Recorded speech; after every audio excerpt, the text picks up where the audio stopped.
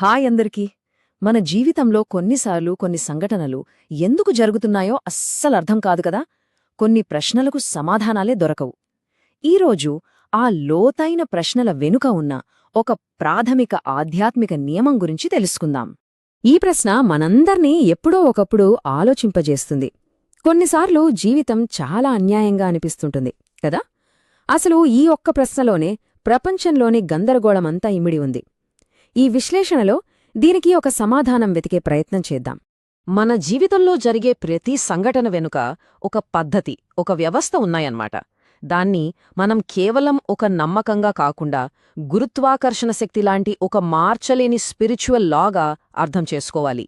ఆ నియమమే కర్మ. సరే, మరి ఈ కర్మ అనే ఆధ్యాత్మిక నిర్మాణం అసలు ఎలా పనిచేస్తుంది?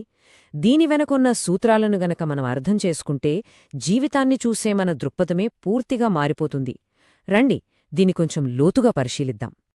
కర్మ అంటే ఎవరో పైన కూర్చుని మనకు శిక్షలు, బహుమతులు ఇచ్చే సిస్టం కాదు.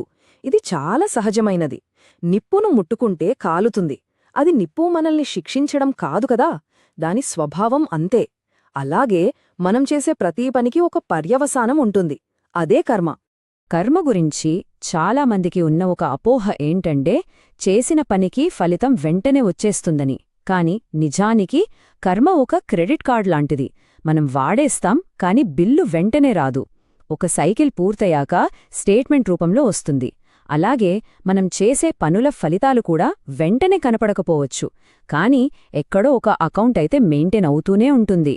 మనం చేసే ప్రతీ పని, అది ఒక చిన్న సాయమైనా సరే లేదా ఒక చిన్న అబద్ధమైనా సరే, అది భవిష్యత్తు కోసం మనం నాటుతున్న ఒక విత్తనం లాంటిది. మంచి విత్తనం వేస్తే మంచి పండొస్తుంది, చేదు విత్తనం వేస్తే ఇంక మీకే తెలుసు. సో మనం ఎలాంటి తోటను పెంచుకుంటున్నామో పూర్తిగా మన చేతుల్లోనే ఉంది. ఇది అర్థం చేసుకోవడానికి మహాభారతం బెస్ట్ ఎగ్జాంపుల్. ద్రౌపదికి జరిగిన అవమానం, అది ఒకే ఒక విత్తనం. కాని ఆ విత్తనం మొలకెత్తి పెరిగి కురుక్షేత్రం అనే ఒక పెద్ద యుద్ధంగా మారడానికి చాలా సంవత్సరాలు పట్టింది. కొన్ని కర్మ విత్తనాలు ఇలాగే ఉంటాయి. సరైన టైము, సరైన వాతావరణం వచ్చే వరకు అవి దశాబ్దాలపాటు, కొన్నిసార్లు జన్మలపాటు కూడా వెయిట్ చేస్తాయి. అంటే మన ఈ జీవితం ఒక పెద్ద నవలలో ఒకే ఒక్క చాప్టర్ లాంటిదన్నమాట. మరి మిగతా కథంతా ఎక్కడుంది? అదే మన గతం, మన గత జన్మల ప్రయాణం. అది మన ప్రెజెంట్ని ఎలా ప్రభావితం చేస్తుందో ఇప్పుడు చూద్దాం. చూడండి, కొందరికి పుట్టుకతోనే మ్యూజిక్లో అద్భుతమైన టాలెంట్ ఉంటుంది. మరికొందరికి ఏ కారణం లేకుండానే కొన్ని విషయాలంటే భయముంటుంది. ఎక్కడ్నించొస్తున్నాయి ఇవన్నీ? స్పిరిచువల్ సైన్స్ ఏం చెప్తుందంటే ఇదంతా మనం గత జన్మల నుంచి తెచ్చుకున్న కర్మల అకౌంట్ బ్యాలెన్స్ అనమాట. అందుకే మన ప్రస్తుత జీవితం ఒక ఖాళీ పేపర్ కాదు. ఇది ఆల్రెడీ ఎన్నో జన్మలుగా రాస్తున్న ఒక పెద్ద కథకి కంటిన్యూయేషన్. బెస్ట్ ఎగ్జాంపుల్ కర్ణుడు.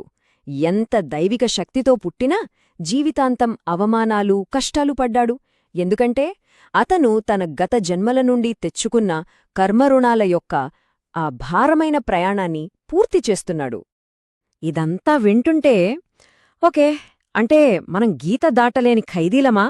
అంతా గతం ప్రకారమే జరిగిపోతుందా అనిపించచ్చు. కానీ అసలు మ్యాటర్ ఇక్కడే ఉంది. మనం అస్సలు నిస్సహాయ బాధితులం కాదు. మన భవిష్యత్తును మార్చే శక్తి మన చేతుల్లోనే ఉంది. అవును, గతం మనం ఈ రోజు ఇక్కడ ఉండటానికి కారణం కావచ్చు. కాని మనం ఈ క్షణంలో తీసుకునే నిర్ణయం, మనం చేసే పని మన రేపటికి పునాది వేస్తుంది. సో గతాన్ని చూస్తూ బాధపడటం కాదు, భవిష్యత్తును మనమే డిజైన్ చేసుకోవాలి. మరి ఒక మంచి భవిష్యత్తును, ఒక మంచి కర్మను ఎలా క్రియేట్ చేసుకోవాలి?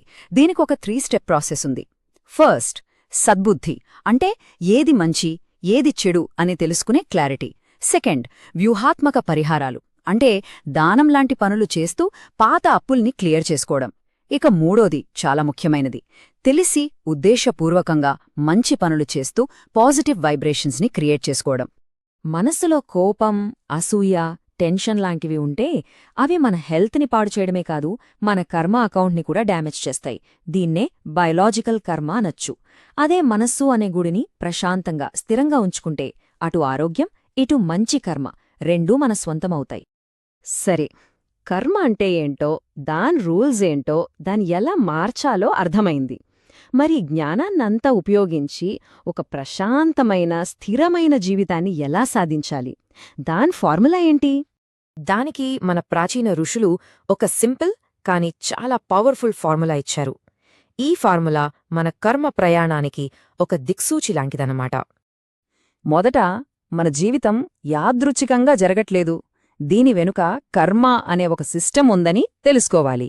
ఆ తర్వాత ఈ సిస్టమ్ రూల్స్ ఏంటి, గతం మనల్ని ఎలా ప్రభావితం చేస్తోంది, ప్రస్తుతం మనం చేసే పనులు భవిష్యత్తును ఎలా మలుస్తాయి అని నేర్చుకోవాలి. ఇలా చేసినప్పుడు మన పనుల్ని ధర్మంతో అలైన్ చేసుకుంటాం. అప్పుడు మనకు దొరికే అసలైన విజయమేంటో తెలుసా? డబ్బు, పేరు కాదు, ఎలాంటి పరిస్థితుల్లోనైనా చెక్కు చెదరని ఎమోషనల్ స్టెబిలిటీ, ప్రశాంతత. ఇలా ఆలోచించండి, మనం చేసి ప్రతి మంచి పని మన స్పిరిచువల్ బ్యాటరీని ఛార్జ్ చేస్తుంది. జీవితంలో ఎప్పుడైనా కష్టాలు, ఇబ్బందులు అనే పవర్ కట్స్ వచ్చినప్పుడు ఈ బ్యాటరీ నుంచి వచ్చే శక్తే మనల్ని నిలబెడుతుంది, మనకు వెలుగునిస్తుంది. అయితే ఈ మంచి చెడు కారణం ఫలితం అనే సైకిల్లో తిరుగుతూ ఉండటమేనా మన ఫైనల్ డెస్టినేషన్, లేక ఈ ఆట నుంచే పూర్తిగా బయటపడే మార్గమేదైనా ఉందా? ఈ కర్మచక్రానికి అతీతమైనదేమైనా ఉందా?